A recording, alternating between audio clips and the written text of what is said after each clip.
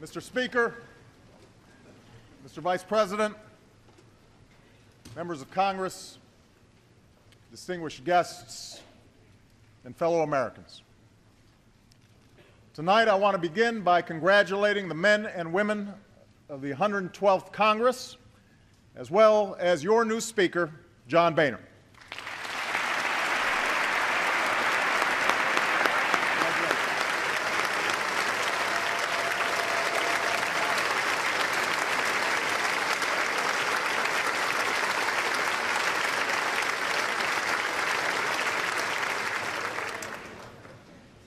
And as we mark this occasion, we're also mindful of the empty chair in this chamber, and we pray for the health of our colleague and our friend, Gabby Giffords.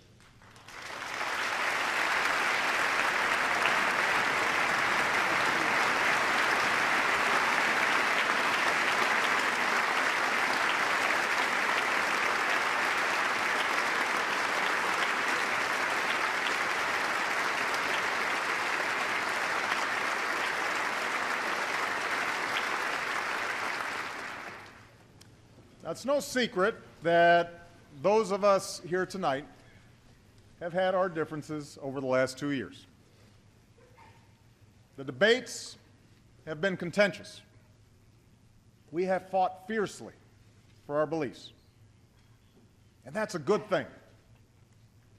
That's what a robust democracy demands. That's what helps set us apart as a nation. But there's a reason the tragedy in Tucson gave us pause. Amid all the noise and passion and rancor of our public debate, Tucson reminded us that no matter who we are or where we come from, each of us is a part of something greater, something more consequential than party or political preference. We are part of the American family. We believe that in a country where every race and faith and point of view can be found, we are still bound together as one people, that we share common hopes and a common creed, that the dreams of a little girl in Tucson are not so different than those of our own children, and that they all deserve the chance to be fulfilled. That, too, is what sets us apart as a nation.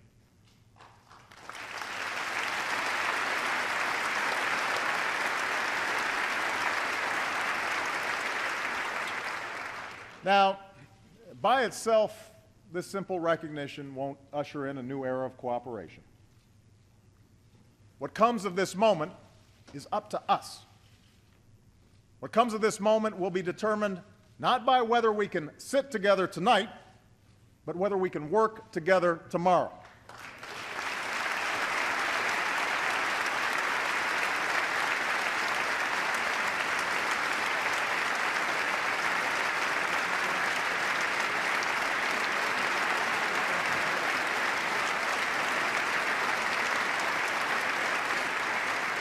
I believe we can, and I believe we must. That's what the people who sent us here expect of us. With their votes, they've determined that governing will now be a shared responsibility between parties. New laws will only pass with support from Democrats and Republicans. We will move forward together, or not at all, for the challenges we face are bigger than party and bigger than politics. At stake right now is not who wins the next election. After all, we just had an election. At stake is whether new jobs and industries take root in this country or somewhere else. It's whether the hard work and industry of our people is rewarded. It's whether we sustain the leadership that has made America not just a place on a map, but the light to the world. Now, we are poised for progress. 2 years after the worst recession most of us have ever known, the stock market has come roaring back. Corporate profits are up. The economy is growing again. But we have never measured progress by these yardsticks alone.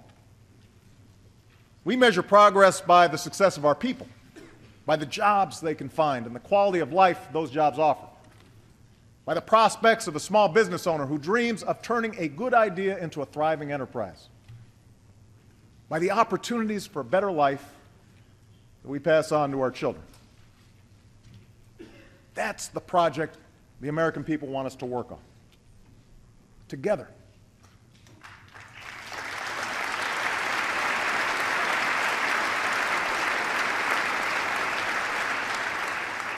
Now, we did that in December. Thanks to the tax cuts we passed, Americans' paychecks are a little bigger today. Every business can write off the full cost of new investments that they make this year. And these steps, taken by Democrats and Republicans, will grow the economy and add to the more than 1 million private sector jobs created last year. But we have to do more. These steps we've taken over the last 2 years may have broken the back of this recession. But to win the future, we'll need to take on challenges that have been decades in the making. Many people watching tonight can probably remember a time when finding a good job meant showing up at a nearby factory or a business downtown. You didn't always need a degree, and your competition was pretty much limited to your neighbors. If you worked hard, chances are you'd have a job for life, with a decent paycheck and good benefits and the occasional promotion. Maybe you'd even have the pride of seeing your kids work at the same company. That world has changed. And for many, the change has been painful. I've seen it in the shuttered windows of once booming factories, in the vacant storefronts on once busy main streets. I've heard it in the frustrations of Americans who've seen their paychecks dwindle or their jobs disappear. Proud men and women who feel like the rules have been changed in the middle of the game. They're right. The rules have changed. In a single generation, revolutions in technology have transformed the way we live, work, and do business. Steel mills that once needed 1,000 workers can now do the same work with 100. Today, just about any company can set up shop, hire workers, and sell their products wherever there's an internet connection. Meanwhile, nations like China and India realized that with some changes of their own, they could compete in this new world. And so they started educating their children earlier and longer, with greater emphasis on math and science. They're investing in research and new technologies. Just recently, China became the home to the world's largest private solar research facility and the world's fastest computer. So yes, the world has changed. The competition for jobs is real. But this shouldn't discourage us. It should challenge us. Remember, for all the hits we've taken these last few years, for all the naysayers predicting our decline, America still has the largest, most prosperous economy in the world.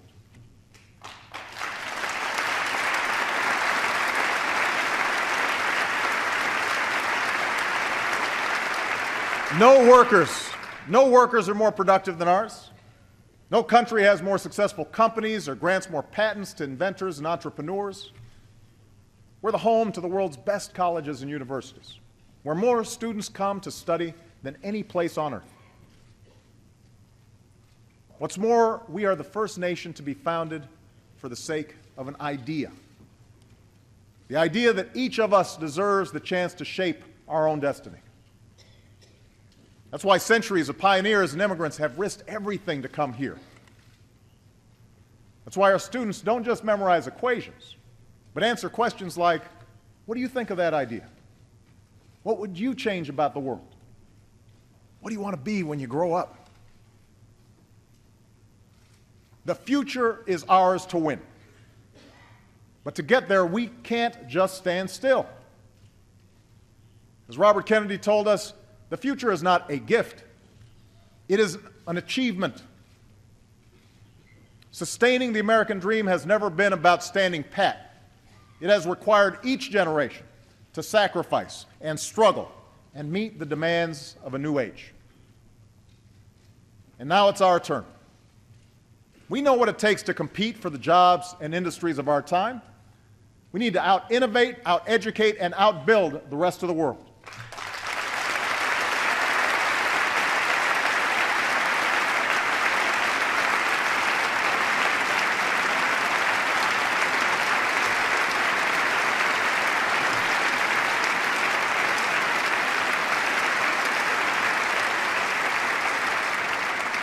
We have to make America the best place on earth to do business. We need to take responsibility for our deficit and reform our government. That's how our people will prosper. That's how we'll win the future.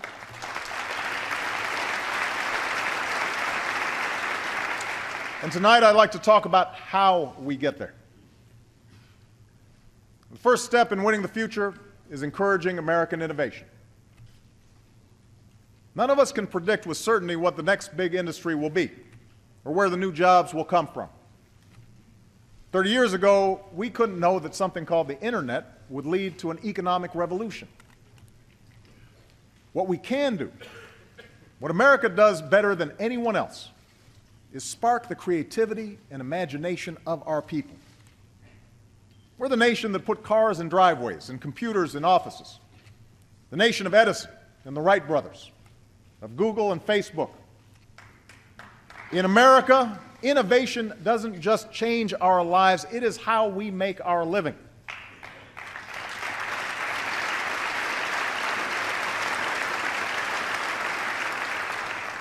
Our free enterprise system is what drives innovation. But because it's not always profitable for companies to invest in basic research, throughout our history, our government has provided cutting-edge scientists and inventors with the support that they need. That's what planted the seeds for the internet. That's what helped make possible things like computer chips and GPS. Just think of all the good jobs, from manufacturing to retail, that have come from these breakthroughs. A half a century ago, when the Soviets beat us into space with the launch of a satellite called Sputnik, we had no idea how we would beat them to the moon. The science wasn't even there yet. NASA didn't exist. But after investing in better research and education, we didn't just surpass the Soviets. We unleashed a wave of innovation that created new industries and millions of new jobs. This is our generation's Sputnik moment. 2 years ago, I said that we needed to reach a level of research and development we haven't seen since the height of the space race. And in a few weeks, I will be sending a budget to Congress that helps us meet that goal. We'll invest in biomedical research, information technology, and especially clean energy technology.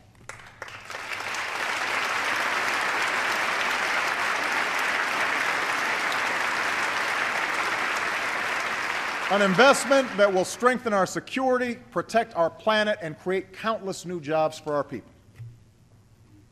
Already we're seeing the promise of renewable energy. Robert and Gary Allen are brothers who run a small Michigan roofing company. After September 11th, they volunteered their best roofers to help repair the Pentagon. But half of their factory went unused, and the recession hit them hard. Today, with the help of a government loan, that empty space is being used to manufacture solar shingles that are being sold all across the country. In Robert's words, we reinvented ourselves. That's what Americans have done for over 200 years. Reinvented ourselves. And to spur on more success stories like the Allen brothers, we've begun to reinvent our energy policy. We're not just handing out money. We're issuing a challenge.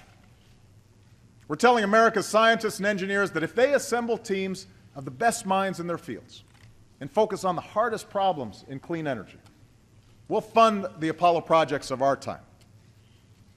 At the California Institute of Technology, they're developing a way to turn sunlight and water into fuel for our cars.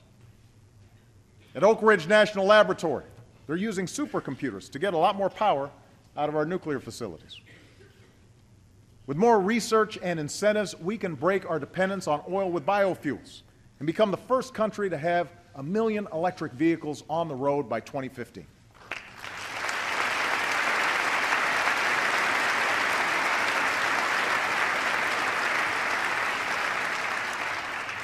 We need to get behind this innovation. And to help pay for it, I'm asking Congress to eliminate the billions in taxpayer dollars we currently give to oil companies.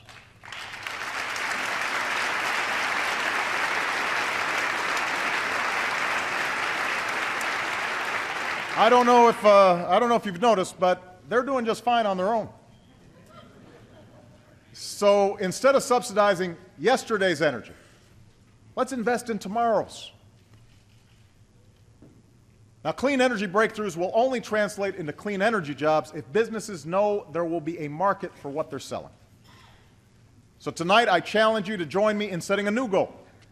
By 2035, 80% of America's electricity will come from clean energy sources.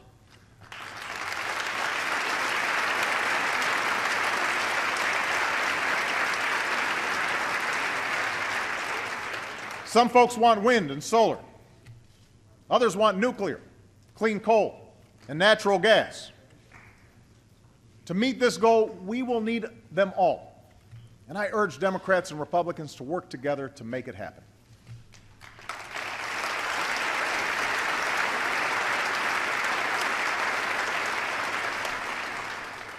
Maintaining our leadership in research and technology is crucial to America's success.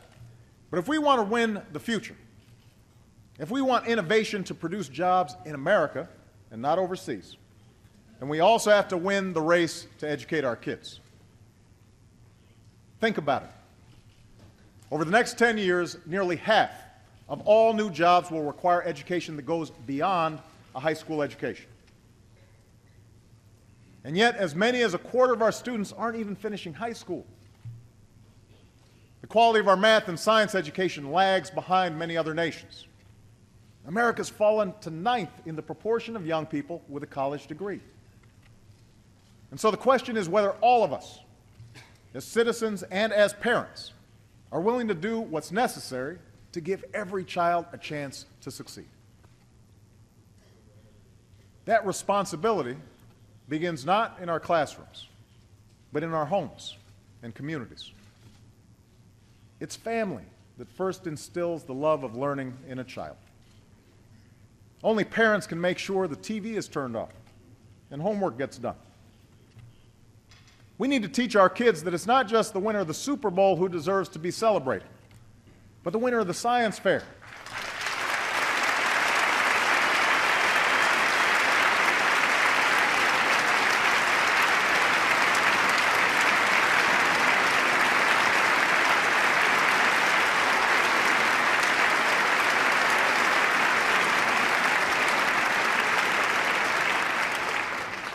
We need to teach them that success is not a function of fame or PR, but of hard work and discipline.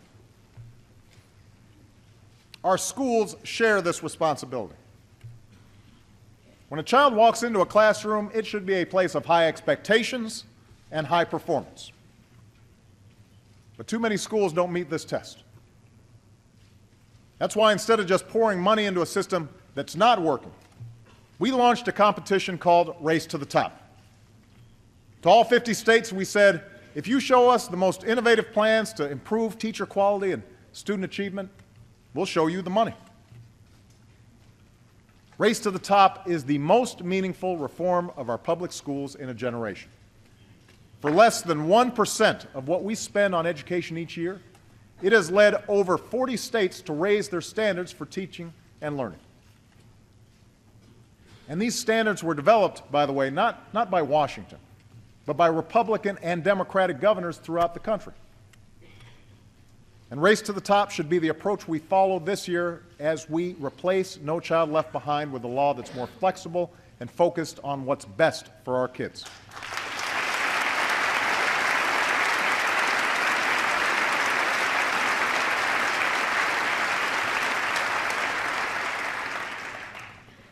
You see, we know what's possible from our children. when reform isn't just a top-down mandate, but the work of local teachers and principals, school boards and communities.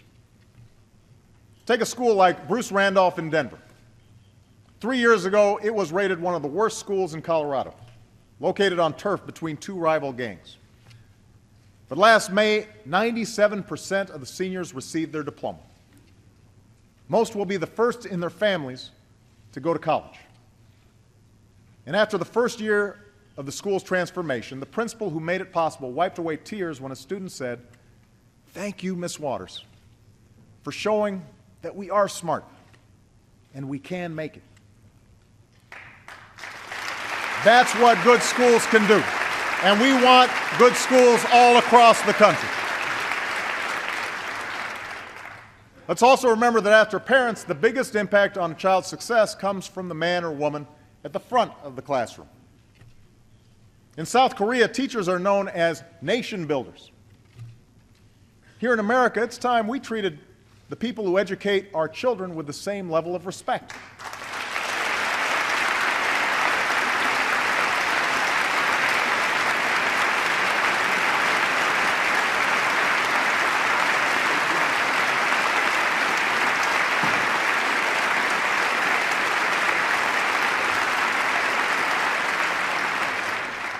We want to reward good teachers and stop making excuses for bad ones.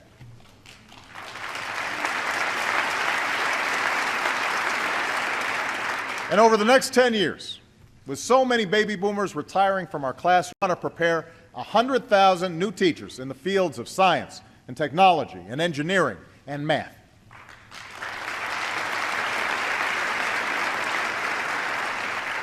In fact, to every young person listening tonight who's contemplating their career choice, if you want to make a difference in the life of our nation, if you want to make a difference in the life of a child, become a teacher.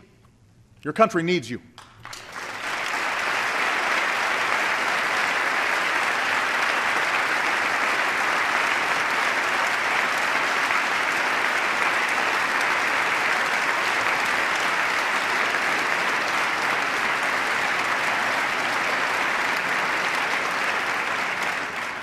Of course, the education race doesn't end with a high school diploma. To compete, higher education must be within the reach of every American. That's why we've ended the unwarranted taxpayer subsidies that went to banks and used the savings to make college affordable for millions of students.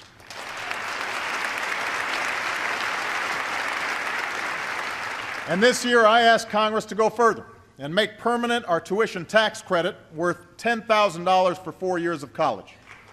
It's the right thing to do.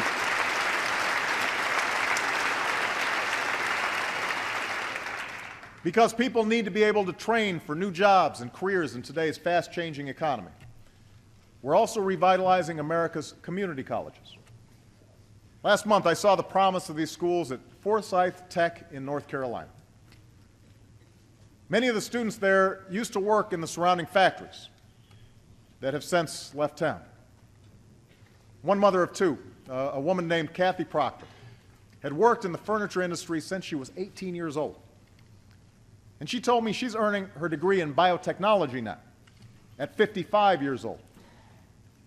Not just because the furniture jobs are gone, but because she wants to inspire her children to pursue their dreams too. As Kathy said, I hope it tells them to never give up. If we take these steps,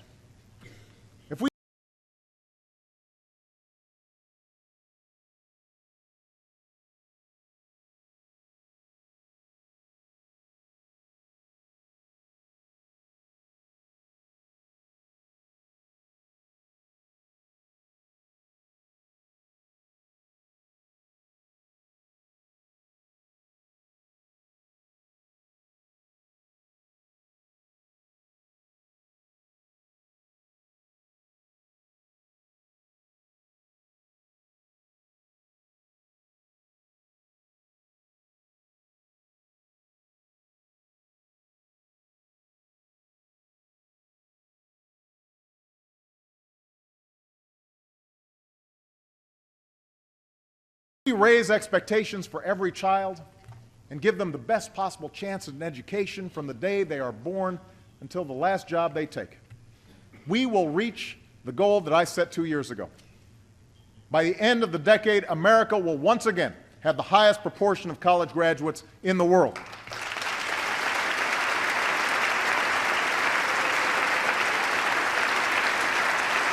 Of their parents. They grew up as Americans and pledge allegiance to our flag, and yet they live every day with the threat of deportation. Others come here from abroad to study in our colleges and universities, but as soon as they obtain advanced degrees, we send them back home to compete against us. It makes no sense. Now, I strongly believe that we should take on, once and for all,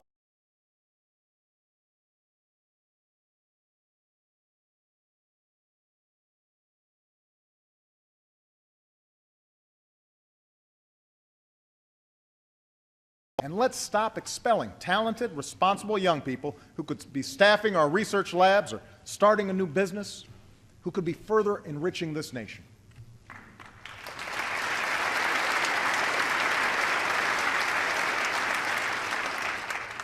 The third step in winning the future is rebuilding America. To attract new businesses to our shores, we need the fastest, most reliable ways to move people, goods, and information, from high-speed rail to high-speed internet.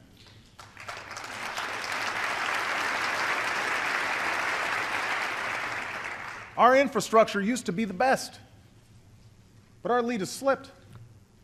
South Korean homes now have greater internet access than we do. Countries in Europe and Russia invest more in their roads and railways than we do. China's building faster trains and newer airports.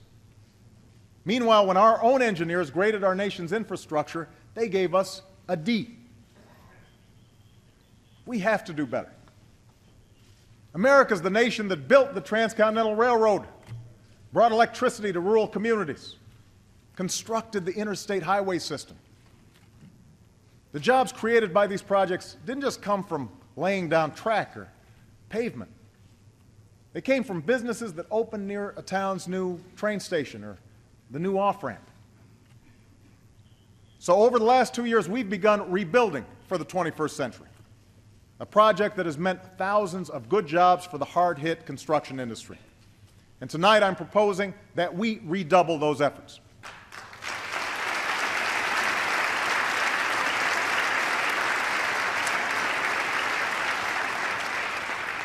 We'll put more Americans to work repairing crumbling roads and bridges. We'll make sure this is fully paid for, attract private investment, and pick projects based what's best for the economy, not politicians. Within 25 years, our goal is to give 80% of Americans access to high-speed rail.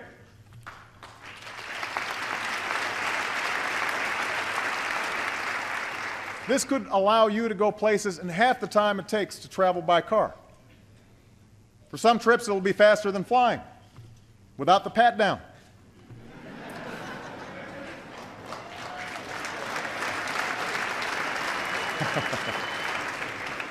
As we speak, routes in California and the Midwest are already underway. Within the next 5 years, we'll make it possible for businesses to deploy the next generation of high-speed wireless coverage to 98% of all Americans.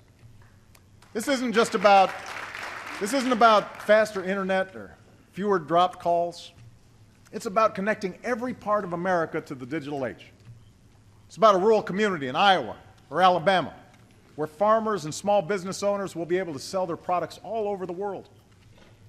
It's about a firefighter who can download the design of a burning building onto a handheld device, a student who can take classes with a digital textbook, or a patient who can have face-to-face video chats with her doctor. All these investments in innovation, education, and infrastructure will make America a better place to do business and create jobs. But to help our companies compete, we also have to knock down barriers that stand in the way of their success. For example, over the years, a parade of lobbyists has rigged the tax code to benefit particular companies and industries. Those with accountants or lawyers to work the system can end up paying no taxes at all. But all the rest are hit with one of the highest corporate tax rates in the world. It makes no sense, and it has to change.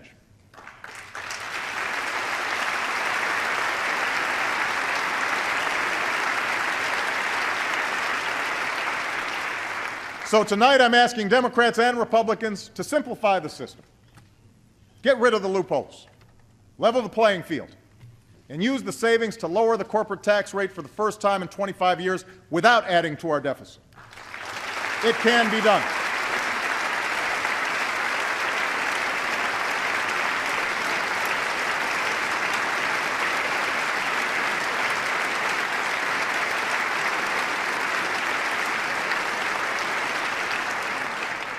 To help businesses sell more products abroad, we set a goal of doubling our exports by 2014. Because the more we export, the more jobs we create here at home. Already our exports are up. Recently we signed agreements with India and China that will support more than 250,000 jobs here in the United States. And last month we finalized a trade agreement with South Korea that will support at least 70,000 American jobs. This agreement has unprecedented support from business and labor, Democrats and Republicans, and I ask this Congress to pass it as soon as possible.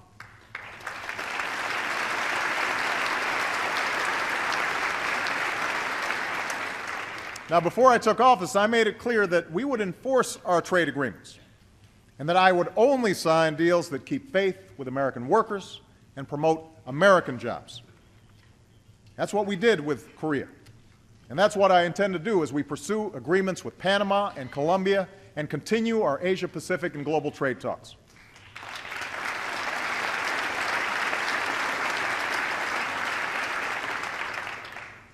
To reduce barriers to growth and investment, I've ordered a review of government regulations. When we find rules that put an unnecessary burden on businesses, we will fix them.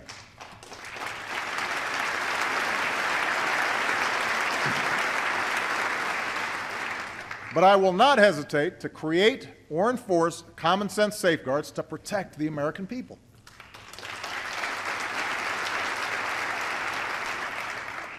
That's what we've done in this country for more than a century.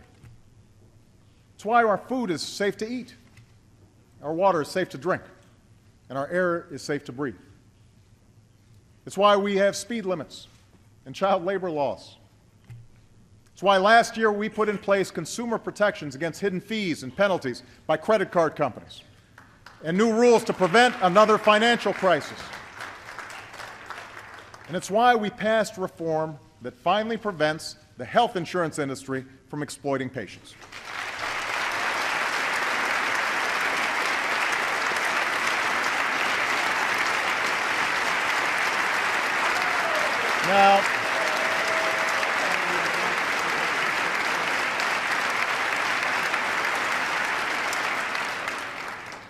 Now, I have heard rumors that a few of you still have concerns about our new health care law.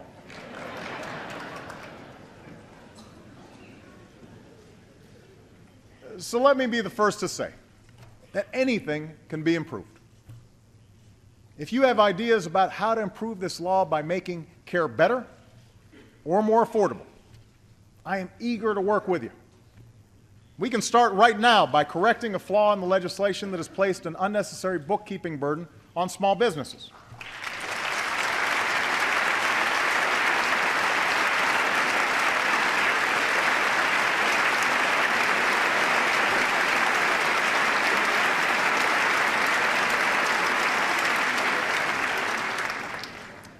What I'm not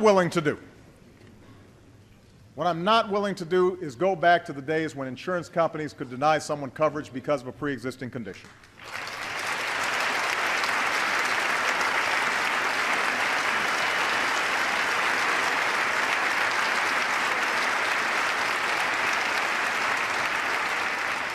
I'm not willing to tell James Howard, a brain cancer patient from Texas, that his treatment might not be covered. I'm not willing to tell Jim Hauser, a small businessman from Oregon. He has to go back to paying $5,000 more to cover his employees. As we speak, this law is making prescription drugs cheaper for seniors and giving uninsured students a chance to stay on their parents' coverage.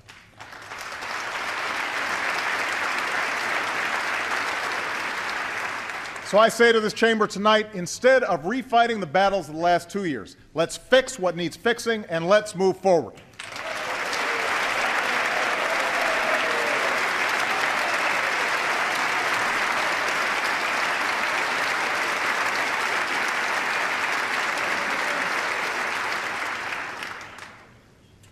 Now, the final critical step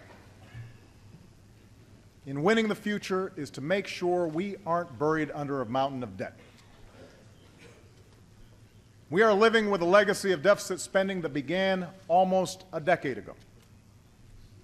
And in the wake of the financial crisis, some of that was necessary to keep credit flowing, save jobs, and put money in people's pockets. But now that the worst of the recession is over, we have to confront the fact that our government spends more than it takes in. That is not sustainable. Every day, families sacrifice to live within their means. They deserve a government that does the same.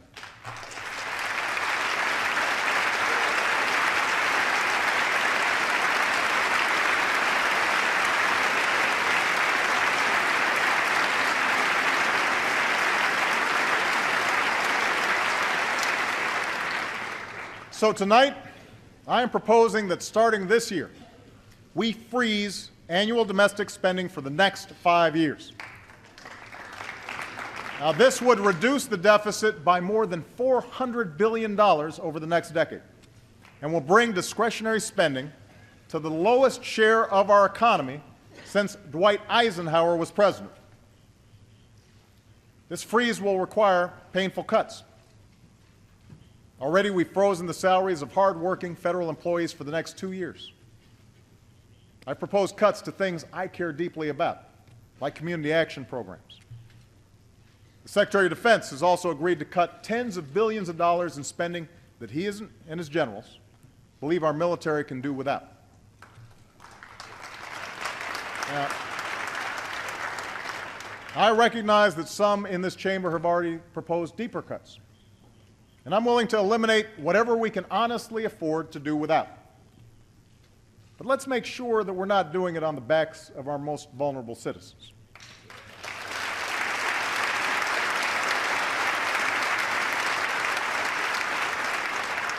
And let's make sure that what we're cutting is really excess weight.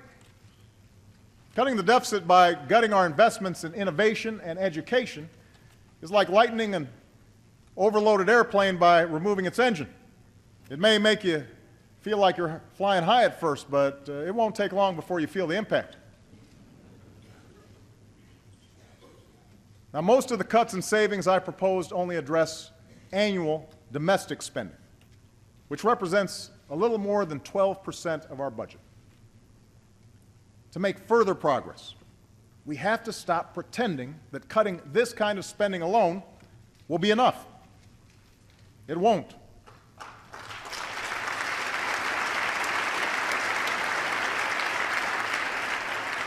The Bipartisan Fiscal Commission I created last year made this crystal clear. I don't agree with all their proposals, but they made important progress. And their conclusion is that the only way to tackle our deficit is to cut excessive spending wherever we find it. In domestic spending, defense spending, health care spending, and spending through tax breaks and loopholes.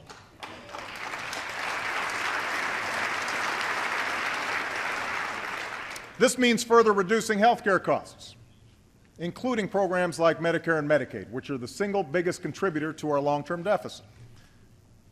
The health insurance law we passed last year will slow these rising costs, which is part of the reason that nonpartisan economists have said that repealing the health care law would add $250 billion to our deficit. Still, I'm willing to look at other ideas to bring down costs, including one that Republicans suggested last year: medical malpractice reform to rein in frivolous lawsuits.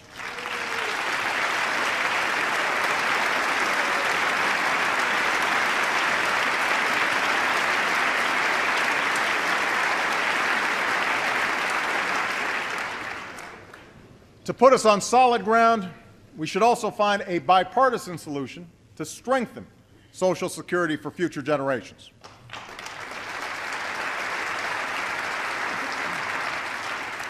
We must do it without putting at risk current retirees, the most vulnerable, or people with disabilities, without slashing benefits for future generations, and without subjecting Americans' guaranteed retirement income to the whims of the stock market.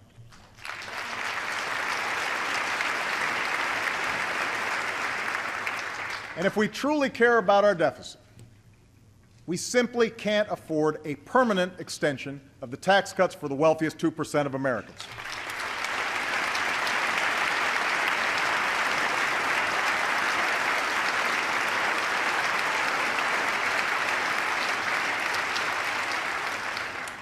Before we take money away from our schools or scholarships away from our students, we should ask millionaires to give up their tax break.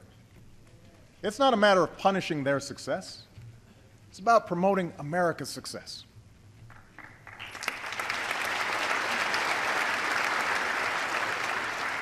In fact, the best thing we could do on taxes for all Americans is to simplify the individual tax code.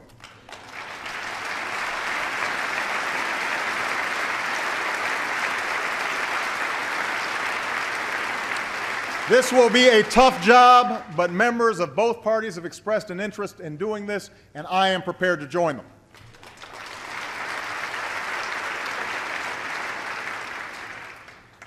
So now is the time to act.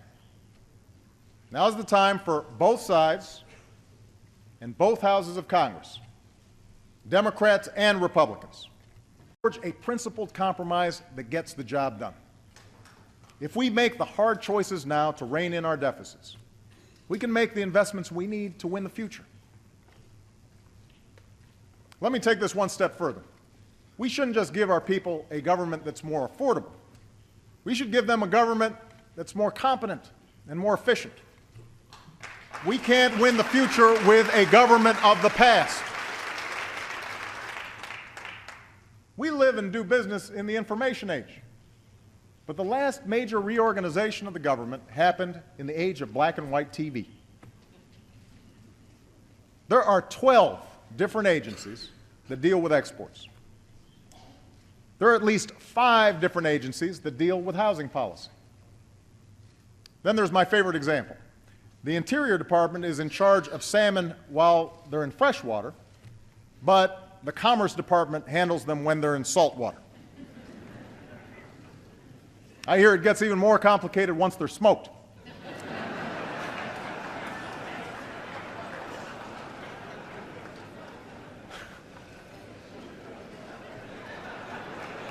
Now,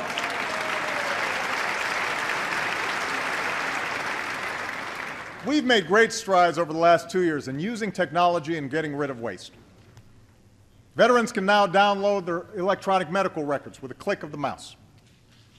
We're selling acres of federal office space that hasn't been used in years, and we'll cut through red tape to get rid of more. But we need to think bigger. In the coming months, my administration will develop a proposal to merge, consolidate, and reorganize the federal government in a way that best serves the goal of a more competitive America. I will submit that proposal to Congress for a vote, and we will push to get it passed.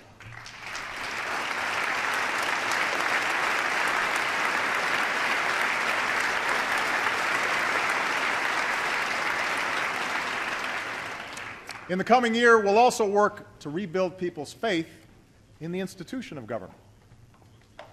Because you deserve to know exactly how and where your tax dollars are being spent, you'll be able to go to a website and get that information for the very first time in history. Because you deserve to know when your elected officials are meeting with lobbyists. I ask Congress to do what the White House has already done. Put that information online. And because the American people deserve to know that special interests aren't larding up legislation with pet projects, both parties in Congress should know this. If a bill comes to my desk with earmarks inside, I will veto it. I will veto it.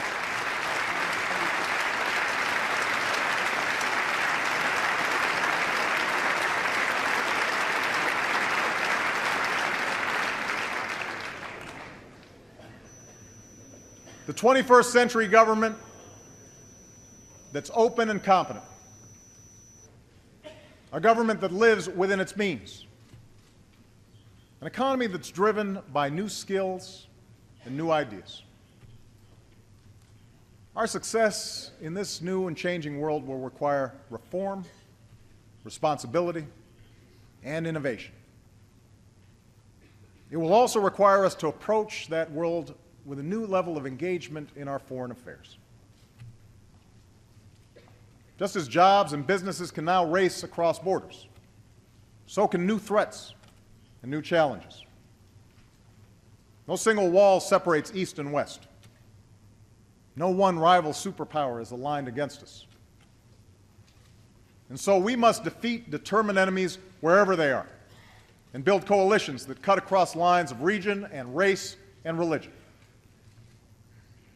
And America's moral example must always shine for all who yearn for freedom and justice and dignity. And because we've begun this work, tonight we can say that American leadership has been renewed and America's standing has been restored. Look to Iraq, where nearly 100,000 of our brave men and women have left with their heads held high.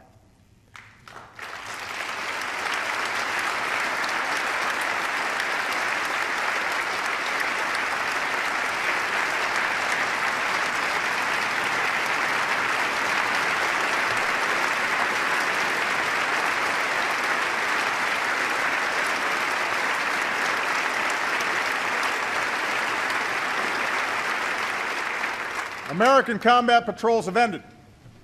Violence is down, and a new government has been formed. This year, our civilians will forge a lasting partnership with the Iraqi people while we finish the job of bringing our troops out of Iraq. America's commitment has been kept. The Iraq War is coming to an end.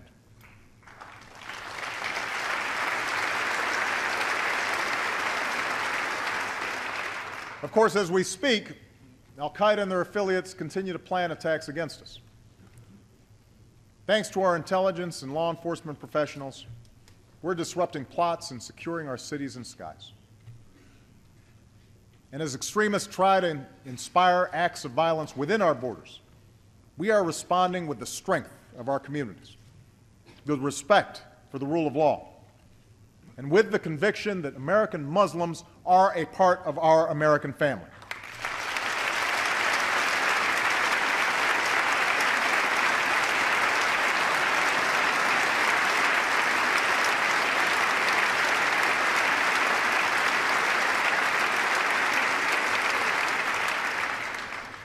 We've also taken the fight to al-Qaeda and their allies abroad.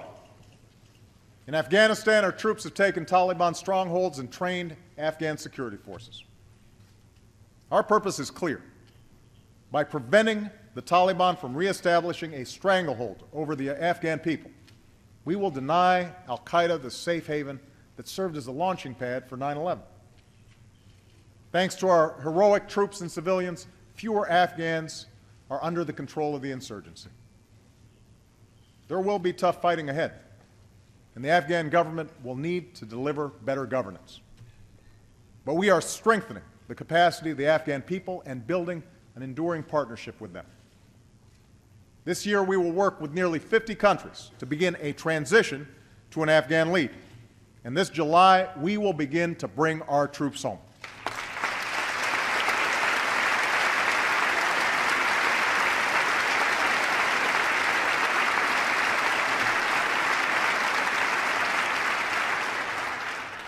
In Pakistan, al-Qaeda's leadership is under more pressure than at any point since 2001. Their leaders and operatives are being removed from the battlefield. Their safe havens are shrinking. And we've sent a message from the Afghan border to the Arabian Peninsula to all parts of the globe. We will not relent, we will not waver, and we will defeat you.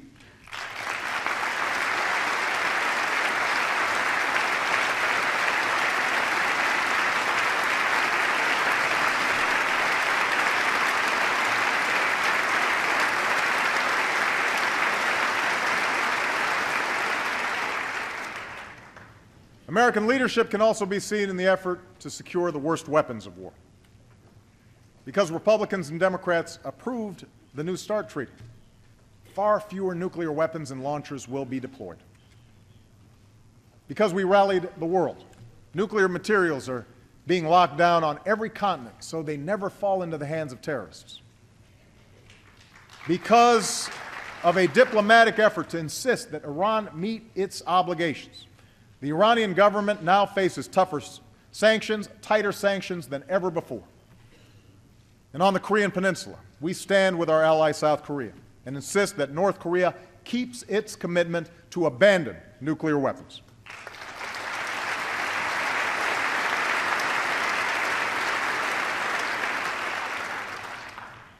This is just a part of how we're shaping a world that favors peace and prosperity.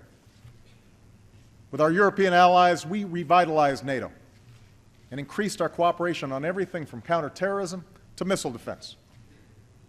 We've reset our relationship with Russia, strengthened Asian alliances, built new partnerships with nations like India. This March, I will travel to Brazil, Chile, and El Salvador to forge new alliances across the Americas. Around the globe, we're standing with those who take responsibility, helping farmers grow more food, supporting doctors who care for the sick, and combating the corruption that can rot a society and rob people of opportunity. Recent events have shown us that what sets us apart must not just be our power. It must also be the purpose behind it. In South Sudan, with our assistance, the people were finally able to vote for independence after years of war. Thousands lined up before dawn. People danced in the streets. One man who lost 4 of his brothers at war summed up the scene around him. "This was a battlefield for most of my life," he said. "Now we want to be free."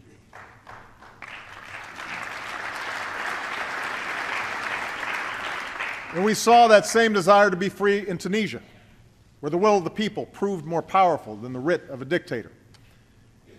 And tonight, let us be clear. The United States of America stands with the people of Tunisia and supports the democratic aspirations of all people.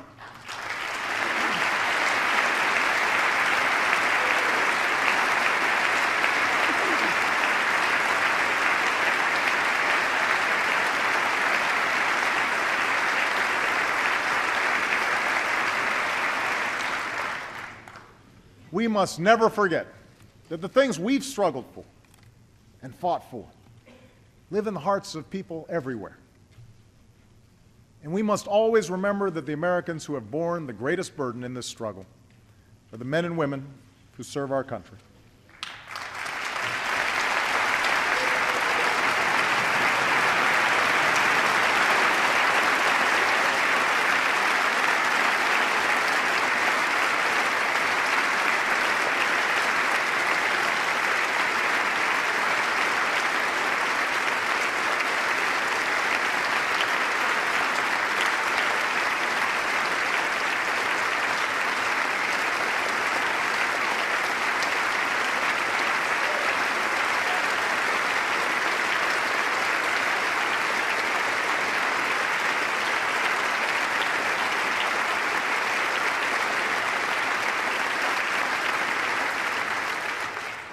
Tonight, let us speak with one voice in reaffirming that our nation is united in support of our troops and their families. Let us serve them as well as they've served us, by giving them the equipment they need, by providing them with the care and benefits that they have earned, and by enlisting our veterans in the great task of building our own nation.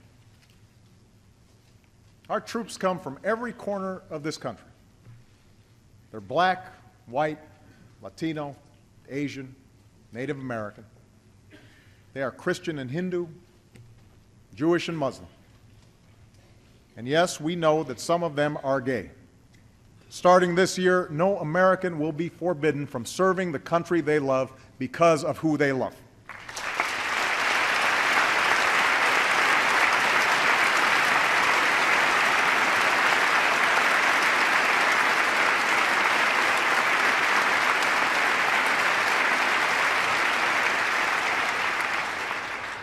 And with that change, I call on all our college campuses to open their doors to our military recruiters and ROTC. It is time to leave behind the divisive battles of the past. It is time to move forward as one nation.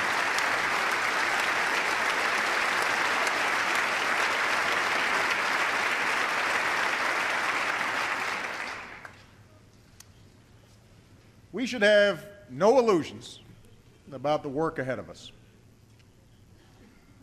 Reforming our schools, changing the way we use energy, reducing our deficit. None of this will be easy.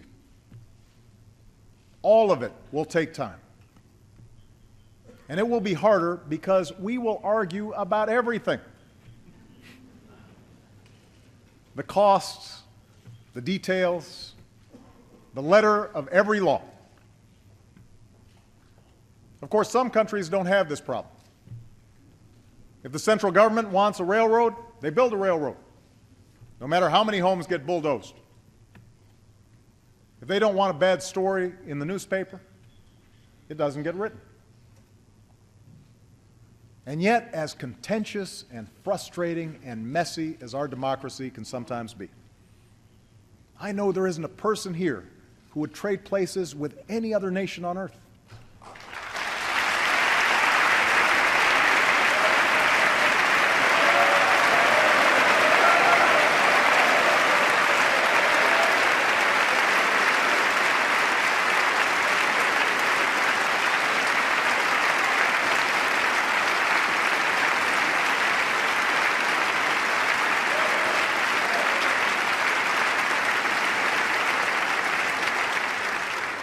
We may have differences in policy, but we all believe in the rights enshrined in our Constitution. We may have different opinions, but we believe in the same promise that says, this is a place where you can make it if you try. We may have different backgrounds, but we believe in the same dream that says, this is a country where anything is possible, no matter who you are, no matter where you come from. That dream is why I can stand here before you tonight. That dream is why a working class kid from Scranton can sit behind me.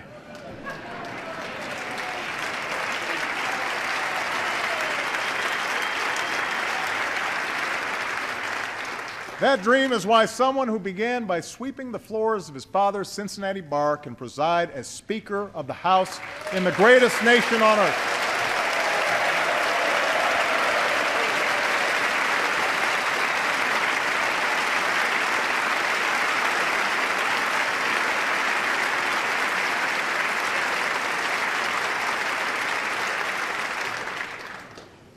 That dream, that American dream, is what drove the Allen brothers to reinvent their roofing company for a new era. It's what drove those students at Forsyth Tech to learn a new skill and work towards the future. And that dream is the story of a small business owner named Brandon Fisher. Brandon started a company in Berlin, Pennsylvania, that specializes in a new kind of drilling technology. And one day last summer, he saw the news that halfway across the world, 33 men were trapped in a Chilean mine, and no one knew how to save them. But Brandon thought his company could help, and so he designed a rescue that would come to be known as Plan B. His employees worked around the clock to manufacture the necessary drilling equipment, and Brandon left for Chile. Along with others, he began drilling a 2,000-foot hole into the ground, working 3 or 4 days at a time without any sleep. 37 days later, Plan B succeeded, and the miners were rescued.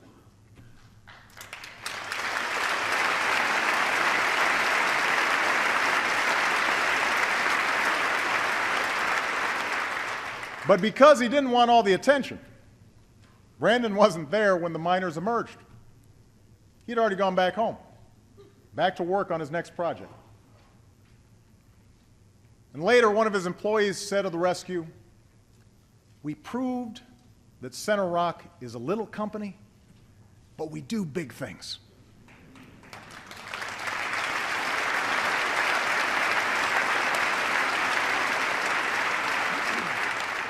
We do big things. From the earliest days of our founding, America has been the story of ordinary people who dare to dream. That's how we win the future.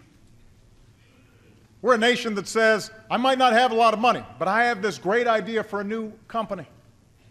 I might not come from a family of college graduates, but I will be the first to get my degree. I might not know those people in trouble, but I think I can help them, and I need to try. I'm not sure how we'll reach that better place beyond the horizon, but I know we'll get there. I know we will. We do big things. The idea of America endures. Our destiny remains our choice. And tonight, more than 2 centuries later, it's because of our people that our future is hopeful, our journey goes forward, and the state of our union is strong. Thank you. God bless you. And may God bless the United States of America.